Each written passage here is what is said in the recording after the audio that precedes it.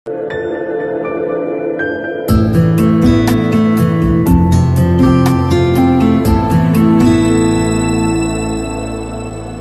mga idol, please like, share and subscribe for more novel stories to uploads. Diyos ng Digmaan, JC Entertainment. Kabanata 1701. Sa puntong iyon, si Jack ang pag-asa ng lahat.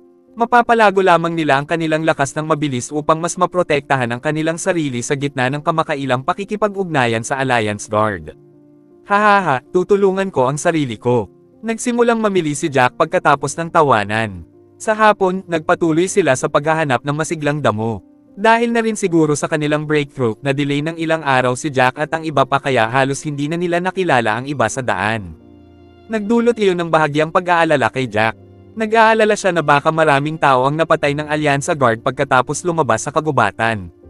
Siyempre, hindi siya mapakali tungkol sa mga mula sa Cloud Sky Sect o sa Hall of Divine Royal dahil sila ay kanyang mga kaaway. Kung nakilala niya sila, pinatay na rin niya ang mga ito. Sa gabi, sa wakas ay natagpuan ni Jack at ng iba pa ang isang medyo liblib na kuweba. Iniwan nila ang ilang tao na nagpapatrolya sa paligid upang magbantay habang ang mga kailangang magsanay ay ginawa ito sa loob ng kuweba. Ang grupo ni Jack na may 6 na eksperto sa unang baitang Ultimate God level ay umupo lahat sa loob ng kuweba at inilabas ang 3 pinakahinahangad na pangatlong baitang elementarya na mga table task. Nagsimula silang maghanda para sa kanilang pambihirang tagumpay pagkatapos lunukan ang mga table task. Ang vortex ng chi sa loob ng katawan ni Jack ay tumutulong sa kanya na masipsip ang natural na chi sa paligid niya, sa makatuwid ang kanyang husay sa pakikipaglaban ang pinaka-stable sa grupo. Bukod dito, siya ay bumuti ng malaki. Idagdag pa, ang pagiging pamilyar niya sa sirkulasyon ng chi sa paligid ng kanyang mga meridian, ang bilis ng kanyang pagsasanay ay mas mabilis kaysa sa huling pagkakataon na nakapasok siya sa first grade Ultimate God Realm sa malaking margin. Pagkatapos lamang ng isang gabi, bahagyang nag-vibrate ang katawan ni Jack at ang kanyang husay sa pakikipaglaban ay umabot na sa second grade Ultimate God level. Sa sandaling iyon, isang maliit na bahagi lamang ng tableta sa loob ng katawan ni Jack ang naubos at isang malaking bahagi nito ang natitira. Halos kaagad pagkatapos na lumabas ang vibration sa kanyang katawan, agad silang pinigilan ni Jack. Ang lahat ay nangyari ng hindi kapani-paniwalang mabilis. Nang walang maingat na pagsusuri, mahirap sabihin na si Jack ay nakalusot lamang. Natuwa siya sa loob at nagpatuloy sa pag-ikot ng kanyang chi.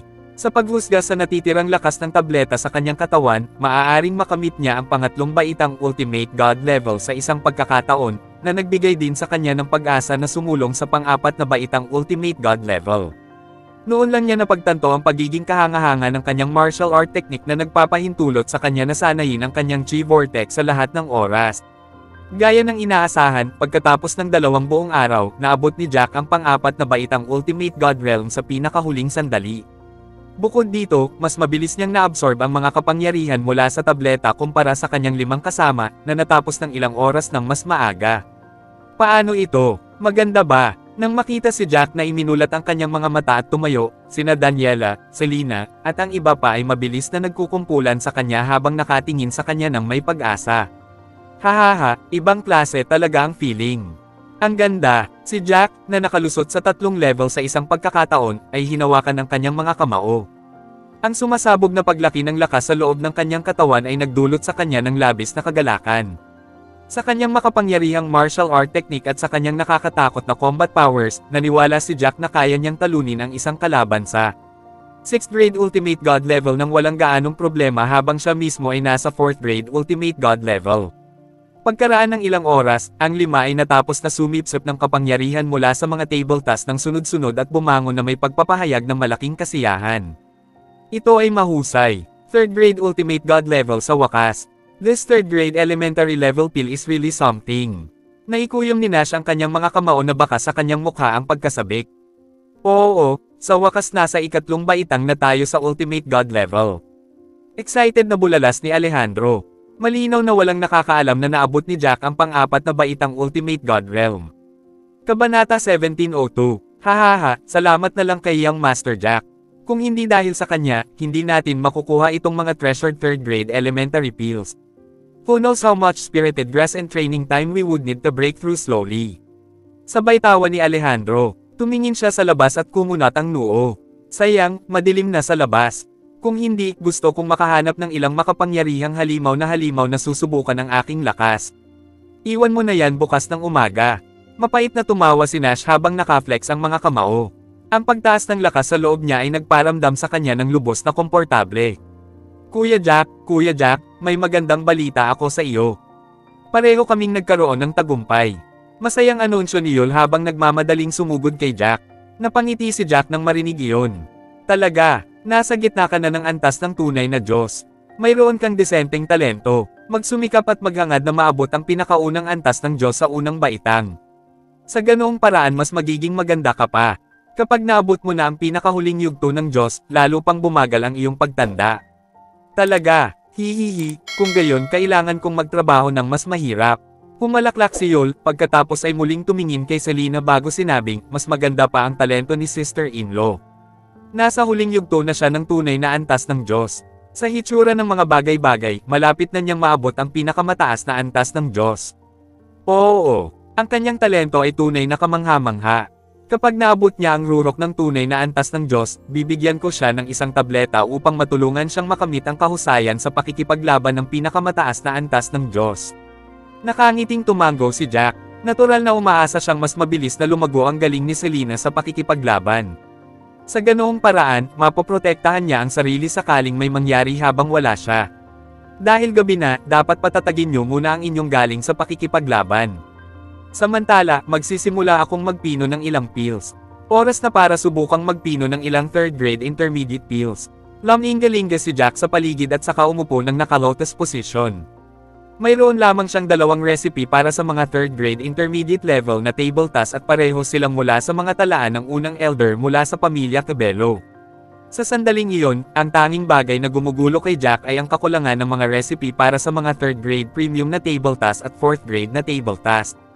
Pagkatapos nito, ang paghahanap para sa mga recipe ng tableta ay isang mas mataas na prioridad. Gayunpaman, sa kanilang sitwasyon, maaari lamang nilang gawin ang mga bagay sa isang hakbang sa isang pagkakataon. Sa kabutihang palad, mayroong maraming ikatlong baitang masiglang damo sa kagubatan. Nakatulong iyon kay Jack na makakuha ng maraming third grade intermediate level spirited grass, na nagbigay daan sa kanya na subukang pinuhin ang 2 uri ng pills. Dahil alam na sisimulan na ni Jack ang pagpino ng mga third grade na intermediate level na table task. Tumahimik ang lahat sa takot na abalahin siya. Pagkatapos ng lahat, si Jack lamang ang kanilang pagkakataon na lumakas sa maikling panahon at mabuhay. Boom! Sa kabila ng kuweba, isa pang intermediate stage na totoong Diyos level na halimaw ang napatay sa pamamagitan ng sama-samang pagsisikap nina Yolanda at Vino. Yolanda, nakakamangha ka talaga. Nasa rurok ka na ng tunay na antas ng Diyos. Kapag nakakuha ka ng Pildores mula sa Young Master, maaabot mo na ang Ultimate God level. Inggit na inggit ako sa iyo. Tutal, ikasyam ka ng elder ng White family kahit na napakabata. Matapos patayin ng halimaw, pilit nang ngumiti si Yolanda at sinabi kay Venus, humihingi ng tableta kay Young Master Jack. Baka hindi magandang ideya iyon. Ang ibang matatanda ay pawang mula sa pamilyang puti. Si Alejandro ang Panginoon ng pamilya Cabello at ang kanyang anak na babae ay may kakaibang relasyon kay Jack. Noon lamang siya binigyan ng Pildores. Kumunat ang noo ni Yolanda, pagkatapos ay idinagdag, tutal, ikaw at ako ay dating miyembro ng pamilya Lagorio. Bagamat nanumpa na tayo ng ating katapatan sa pamilyang puti, dala pa rin natin ang pangalan ng pamilyang Lagorio kung tutuusin. Para maabot ang first grade Ultimate God level, we would need at least 1 second grade premium pill. That pills are highly treasured. I really can't bring myself. Kabanata 1703, You're being too reserved. Jack is a righteous leader. Noong pinabalik ko si Lily sa pamilya Lagorio, hindi man lang ito pinansin ni Jack at ng iba pa. Ni minsan ay hindi niya ako kinulit dahil doon. Trust me, Jack will treat everyone equally. Them making you an elder is the best proof of that. Pinanatili ni Xavier ang kanyang ngiti. Kung nahihiya kang tanungin ang sarili mo, hihilingin ko sa kanya para sa iyo sa ibang pagkakataon. Sasabihin ko lang na naabot mo na ang pinakamataas na yugto ng tunay na antas ng Diyos at gusto mong pagsilbihan ng mas mabuti ang pamilyang puti. Tiyak na mauunawaan ni Young Master Jack ang aking hangarin. Hindi magandang ideya yan. Gusto man ni Yolanda na kumuha ng second grade premium level na tableta dahil makakabawas ito ng husto sa hirap niyang palagwin ang kanyang katapangan, nahihiya siyang humingi nito, lalo na sa kanyang pagiging babae. Anong masama dito? Tatanungin ko siya sa ngalan mo sa loob ng ilang araw. Walang pakialam na sabi ni Xavier. Okay. I wonder kung kumusta na ngayon si Young Master Jack at ang iba pa. Nakalusot ba sila? Gumagamit sila ng 3rd grade elementary level na pills. Sa tingin mo ba maaabot nila ang 3rd grade ultimate god level? Nakangiting dagdag ni Yolanda. Kung tungkol doon, malalaman natin bukas. Sagot ni Xavier pagkatapos ng ilang pag-iisip. Kinaumagahan, lumabas sa kuweba si Jack at ang kasama. Tumingin si Jack sa lahat bago itinoon ang tingin kay Yolanda at sinabing, "Ikasyam na elder, good job. Mukhang naabot mo na ang peak stage ng totoong god level. Pareho kayo ni Venus sa peak true god stage ngayon." Pagkasabi noon, ibinuko ni Jack ang kanyang palad, ipinakita ang 2 2nd grade premium level na pills, at sinabing, "Ikasyam na elder, uminom ng tig-isa para sa iyo at kay Venus. Kapag na-stabilize mo na ang iyong level, humanap ng angkop na oras para subukang maabot ang 1st grade ultimate god level. Pagkatapos ng lahat, kabisado na ninyo ang martial art technique." Nagulat sina Venus at Yolanda nang marinig ang pahayag na iyon. Iyon ay lalo na para sa Yolanda. Pagkatapos ng pag-uusap ni Venus kung dapat silang humingi ng tableta kay Jack. Hindi nila inaasahan na bibigyan sila ni Jack bago pa man sila humingi. Hindi sa tingin nito ay isang magandang ideya. Napatingin si Yolanda kay Jack na nakatayo sa harapan niya. Sa sandaling iyon, binigyan niya siya ng pakiramdam ng isang nakatataas na pinuno. Natutuwa siyang nakapili noon. Si Jack at Nash ay tunay na angkop na mga kandidato para pamunuan ang pamilyang puti upang lumakas. Ano ang masama tungkol dito? Sa ilang higit pang mga tao sa pinakamataas na antas ng Diyos, ang aming pamilyang puti ay magiging mas malakas. Sa ganoong paraan, mas madali para sa amin na pangasiwaan ang anumang mga emergency na sitwasyon. Kumalaklak si Jack pagkatapos ay sadyang nagtanong ng naka-poker face, "Hindi mo kaya gustong maabot ang pinakamataas na antas ng Diyos para maiwasan ang paglilingkod sa ating white family?" "Siyempre gusto ko. Pangarap kong maabot ang pinakamataas na antas ng Diyos." Nahihiyang sagot ni Yolanda habang paulit-ulit na tumatango. "Salamat Young Master Jack. Hindi ako tatayo sa seremonya kasama mo." Lumapit si Venus para inumin ang mga table tas at ipinasa ang isa kay Yolanda. "Yolanda, kunin mo na lang. Kailangan mong itaas ang iyong husay sa pakikipaglaban para mabayaran ang pamilyang puti." Kabanata 1704. "Oo, tiyak na magsusumikap ako. Gagawin ko ang lahat para sa pamilyang white." Natanggap ni Yolanda ang mga table tas nang may pasasalamat at inilagay ang mga ito ng buong pag-iingat. "Let's go." Ang kagubatan na ito ay isang magandang lugar na may maraming masiglang damo. Hanggat ang mga puwersa ng Alliance Guard ay hindi tumitingin sa lugar na ito, maaari tayong manatili ng kaunti pa at sana ay mas mapataas pa ang ating husay sa pakikipaglaban, sabi ni Jack pagkatapos tingnan muli ang kagubatan sa harapan niya. "Hihihi, let's go." Bagamat ang gubat na ito ay may ultimate god level monster beasts, ang kanilang fighting powers ay parang kulang. "We have only met monster beasts of the 2nd grade ultimate god level at most." Nagsimulang tumawa si Nash, nakaka-rating lang sa 3 baitang ultimate god level. Punong-puno siya ng enerhiya at sabik na subukang hampasin ang ilang mas malalakas na halimaw na halimaw. Samantala, naisip ni Daniela ang kanyang kapatid na si Helena.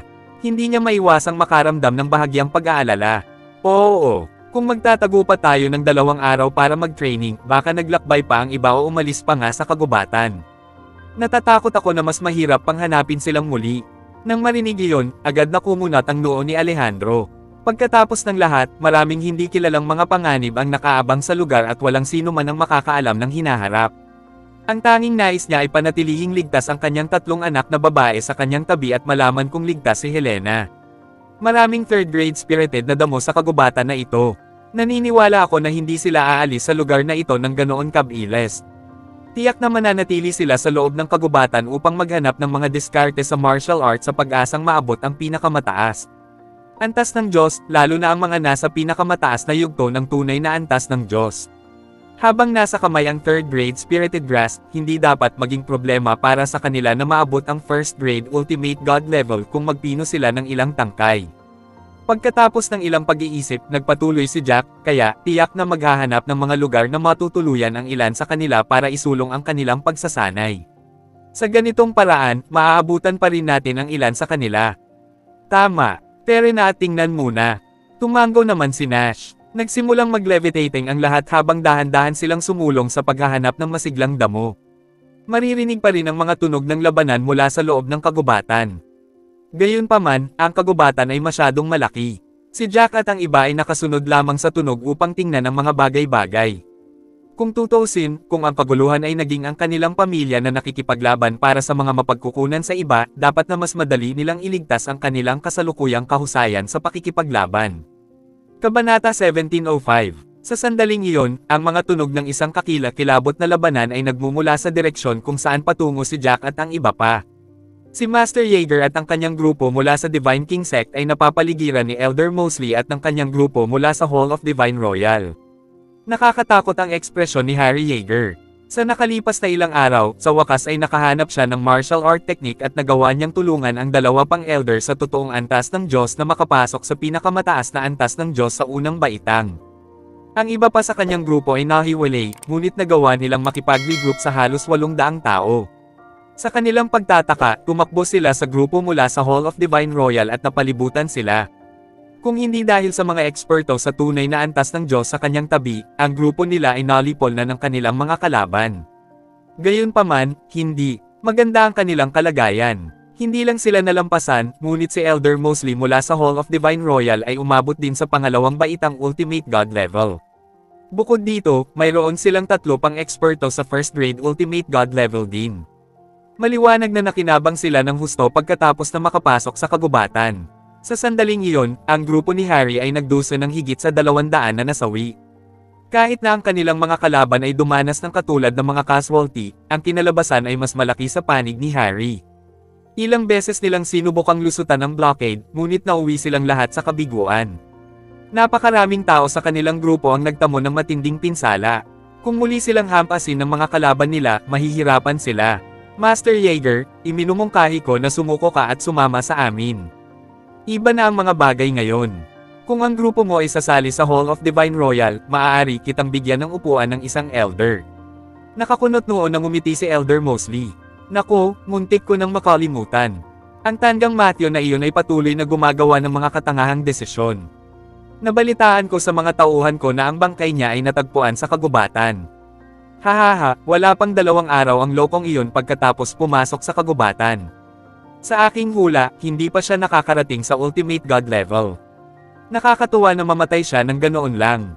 Ang isa pang matandang lalaki ay gumawa ng isang mapang-akit na ekspresyon habang nagsasalita siya kay Elder Mosley, Master Mosley, ganyan ang tadhana. Siya ay nakatakdang mamatay habang ikaw ay nakakuha ng isang martial art technique pagkatapos mong makapasok sa kagubatan at makapasok sa ikalawang baitang Ultimate God level. Hahaha, ikaw ang napili.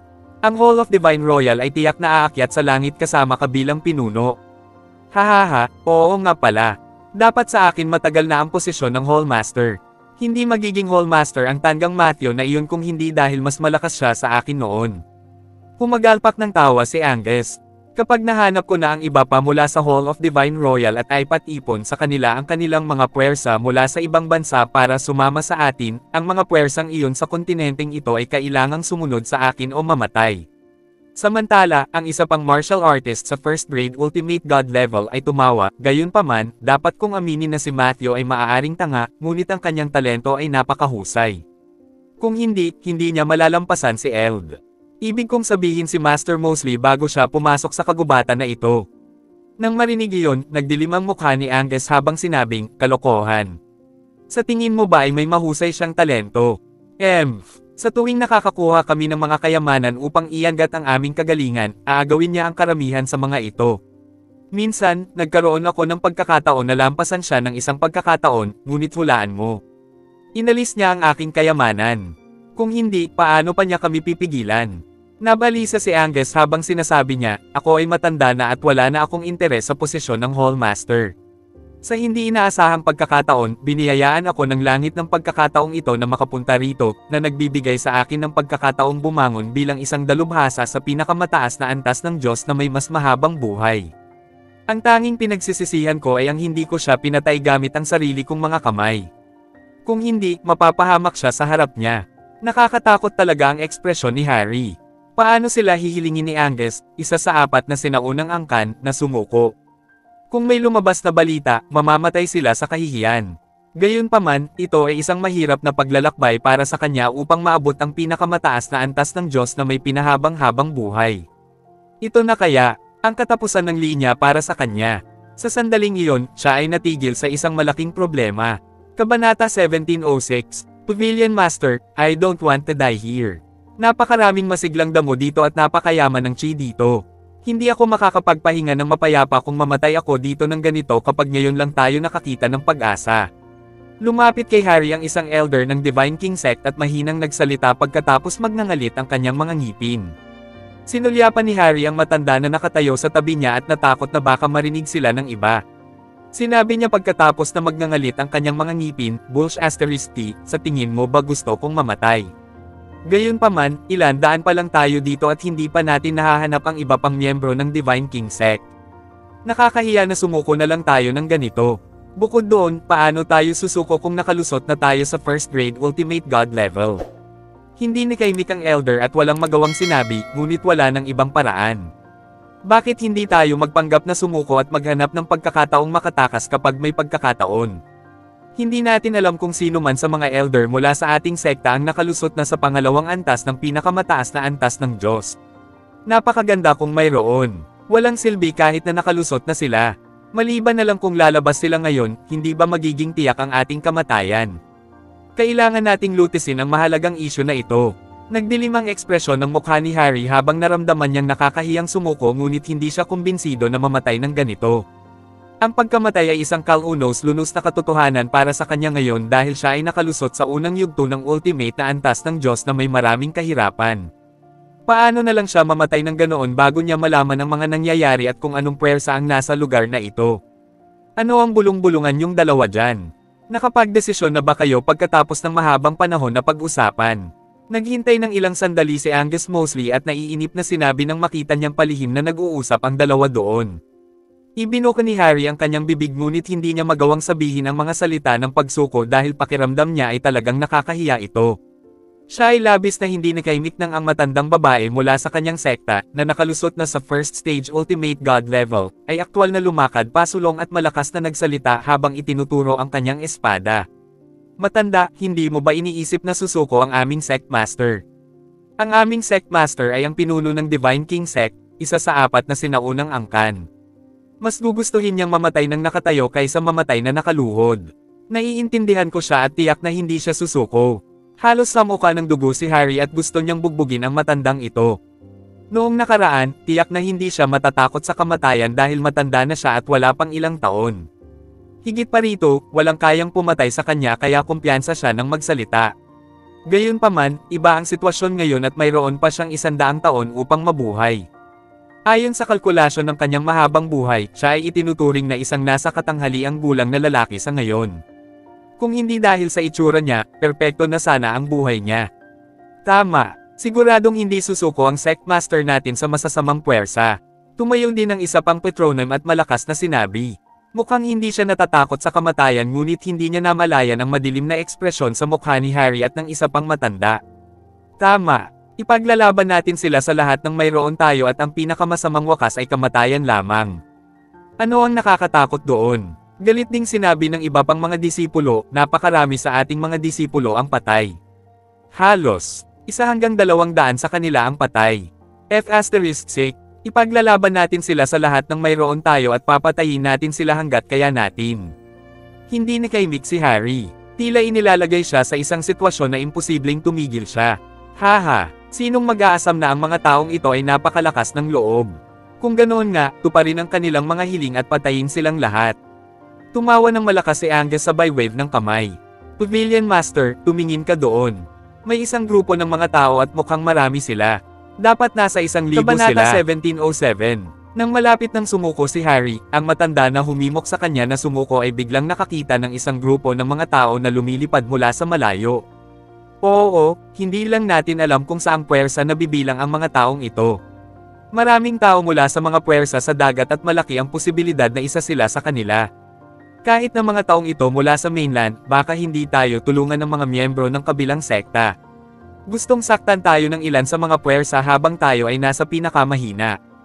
Kumunat ang noo ni Harry at wala pa ring pag-asa. Haha, mukhang miyembro sila ng White Family at ang isa sa kanila ay si Nash White. Ang White Family ay may pagkagalit sa puwersa ng dagat. Nang pumunta sila sa Black Windy Island kasama ang ilan pang pamilya, nakipag-away sila sa mga miyembro mula sa mga puwersa ng dagat. Sigurado akong handa silang tulungan tayo. Natuwa ang matanda nang bigla niyang makita ang isang pamilyar na figure sa grupo ng mga tao sa harapan nila. Talaga, parang totoo. F*** me, andyan din ang binata na si Jack. Maingat na kinusat ni Harry ang kanyang mga mata. Tuwang-tuwa siya habang si Jack at ang iba ay tila papunta sa kanilang direksyon. Hallmaster, ano ang dapat nating gawin? Mukhang may darating na iba at medyo marami sila. Agad namang nataranta ang isang matandang lalaki mula sa Hall of Divine Royal. Bagamat sila ang nangunguna sa sandaling iyon, tila napakaraming tao ang dumarating mula sa malayo. Kung ang magkabilang partido ay nagtutulungan, maaaring hindi sila ang kalaban ng kabilang partido. Bakit tayo matatakot? Ang ating Hallmaster ay nasa 2nd grade Ultimate God level na ngayon at ilang tao na ang nakalusot sa 2nd grade Ultimate God level na tulad niya. Ang kabilang party ay maraming tao ngunit matatakot sila na hindi nila matutulungan ang kabilang party kapag nalaman nilang may masters tayo sa 2nd grade Ultimate God level dito sa atin. Isang miyembro ng Hall of Divine Royal ang malamig na ngumiti at tila walang pakialam habang nakayakap ang kanyang mga braso sa kanyang dibdib. Makalipas ang isa pang 20 segundo, dumating na si Jack at ang iba pa sa pinangyarihan. Bumuo sila ng hugis arko na pormasayon at unti-unting napalibutan ang mga miyembro ng Hall of Divine Royal. Mga miyembro ng White Family at miyembro ng Cabello Family. Bahagyang pinaikit ni Angus ang kanyang mga mata bago nagsalita kay Jack at sa iba pa. Si Jack, ang dati nating Hallmaster, si Matthew, ay lumaban sa iyo dahil sa kanyang katangahan at wala akong plano. Tingnan mo ang mga nakaraang sama ng loob. Ngayon, nasa 2nd grade Ultimate God level na ako at ako na ang bagong Hallmaster ng Hall of Divine Royal. Ngayon, plano naming patayin ang mga walang kwentang taong ito at sana hindi ka na makialam.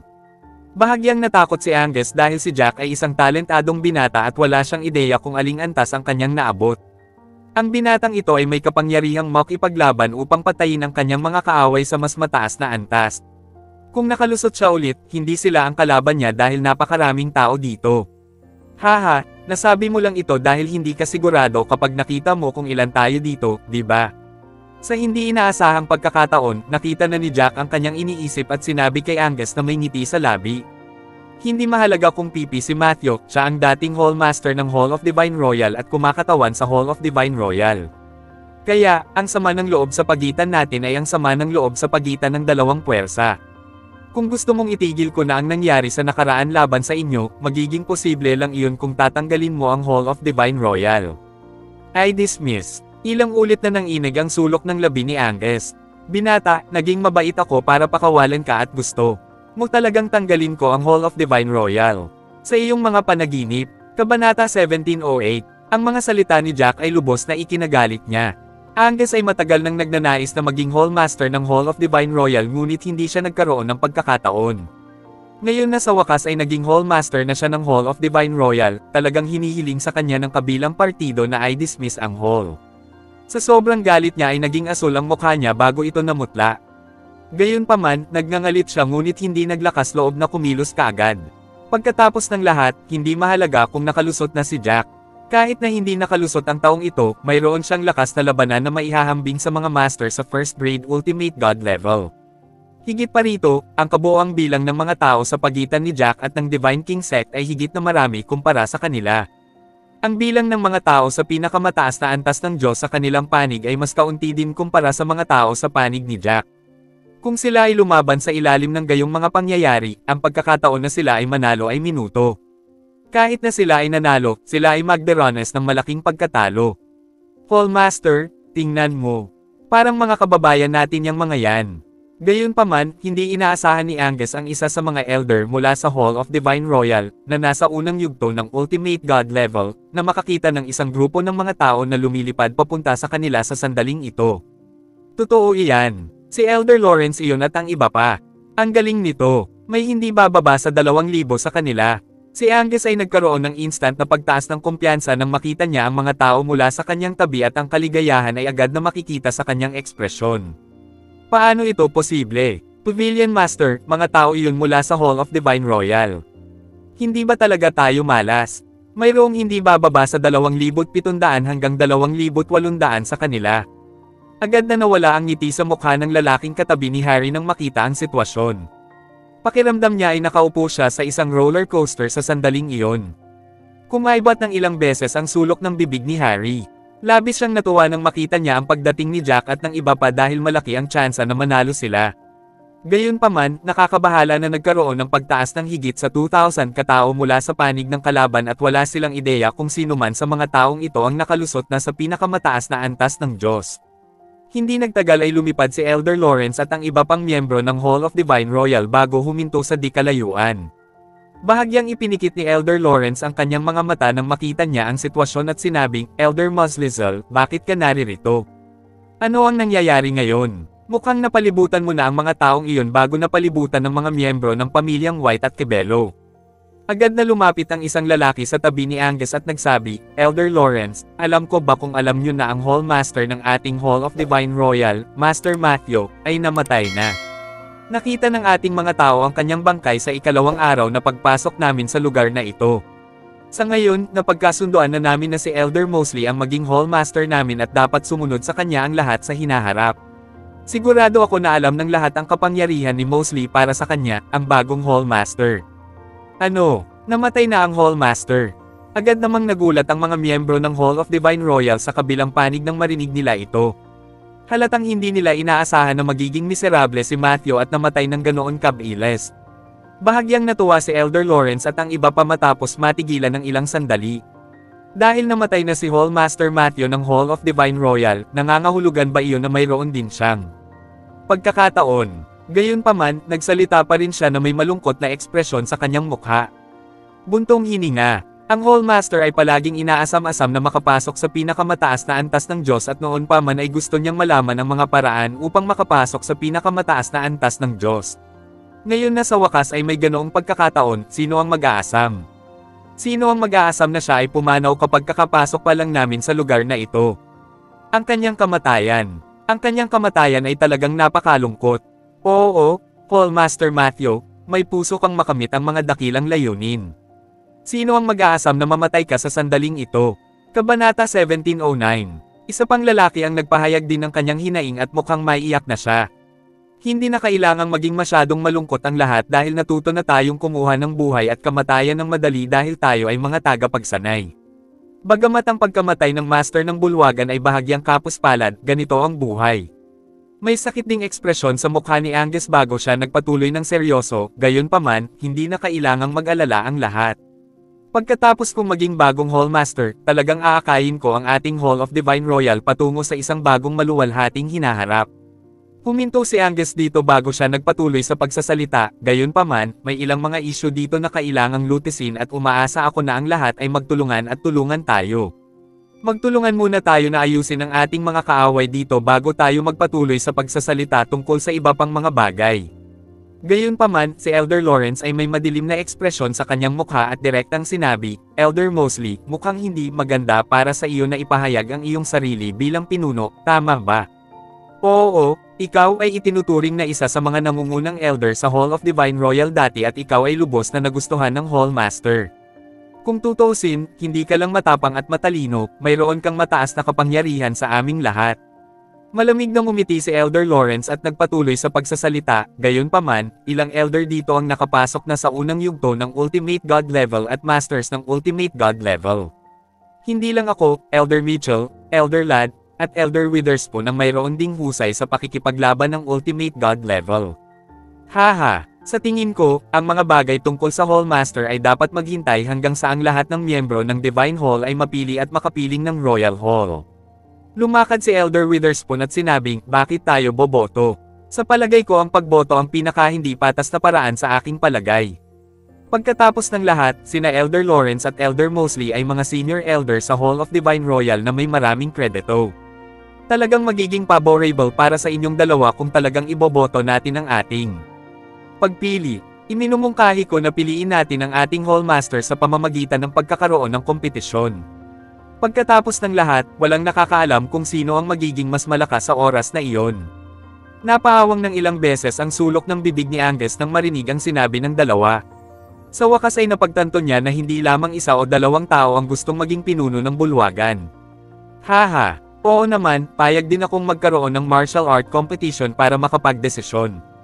Malamig na ngumiti si Angus bago tuluyang pinakawalan ang kanyang momentum ng walang pagpipigil. Sa oras na iyon, ang iba ay kumbinsido kung sino ang mas malakas noon. Isang husay sa pakikipaglaban ng pangalawang baitang Ultimate God level. Matapos maramdaman ang momentum, huminga ng malalim sina Elder Lawrence, Elder Witherspoon, at ang iba pa dahil talagang nagulat sila sa napakapangit na momentum.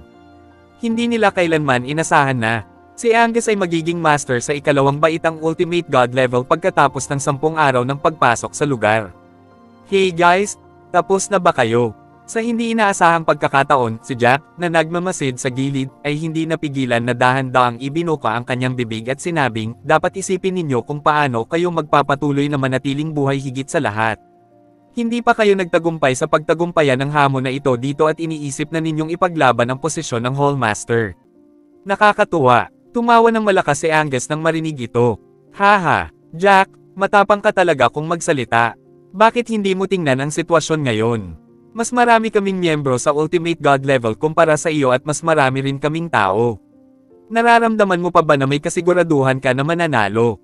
Buti naman at mas maraming tao dito. Mapapaalis ko kayo ng mas maaga kung marami sa inyo ang nandito. Malamig na ngumiti si Jack at diretsyong iwinagayway ang kamay. Atake them and show them our true Kabanata strength. 17:10. Haha, tama si Young Master Jack. Atake. Inaasahan ni Alejandro na subukan ito.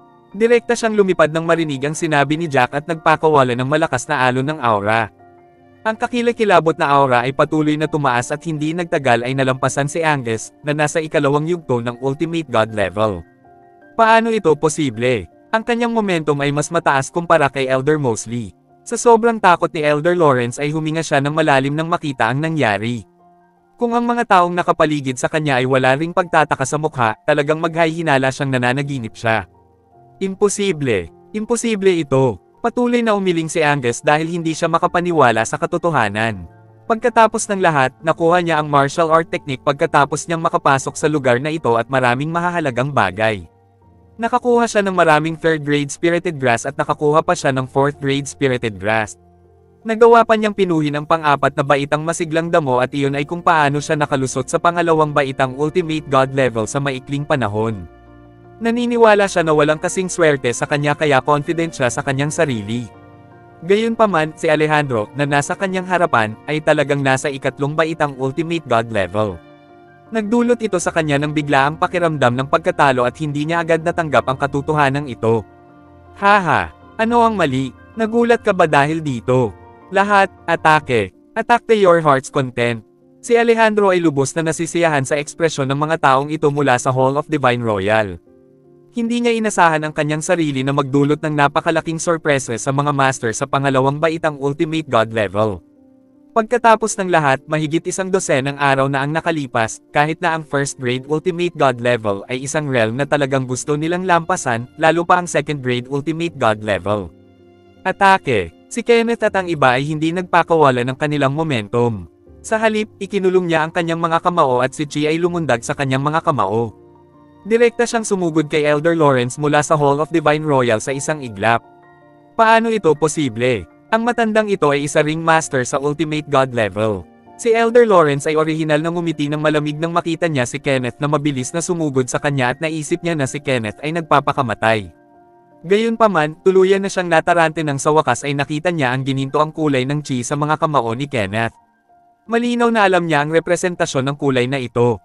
Ito ay kumakatawa na ang matandang nagmamadali ay nasa pinakamataas na antas ng Diyos. Higit pa rito, mas mayaman ang kulay ginto at tila mas mataas sa kanya ang galing ni Kenneth sa pakikipaglaban. Gayunpaman, nang sa wakas ay nakapag-react na siya, dumating na si Kenneth sa harapan niya at sumuntok sa kanya. Dahil wala siyang masyadong oras para mag-isip kung paano magre-react, mabilis lang niyang na-activate ang chi sa kanyang katawan at higpitin ang kamao bago direktang sinalubong ang suntok ng kanyang kalaban. Boom! Sa sandaling nagsalubong ang dalawang suntok sa isa't isa, isang napakalakas na hagong na ingay ang maririnig at naging sanhi ng bahagyang pag-ugoy ng espasyo. Isang nakakapangilabot na shockwave ang sumabog sa paligid. Ito ay imposible. Naramdaman ni Elder Lawrence ang pagkakaiba nilang dalawa sa sandaling magkakilala sila. Hindi ito kaunting pagkakaiba dahil ang matandang nasa harapan nila ay nasa ikatlong baitang Ultimate God level. Bang! Sa sandaling matapos siyang magsalita, si Elder Lawrence ay pinalipad pabalik na parang saranggola na may putol na linya.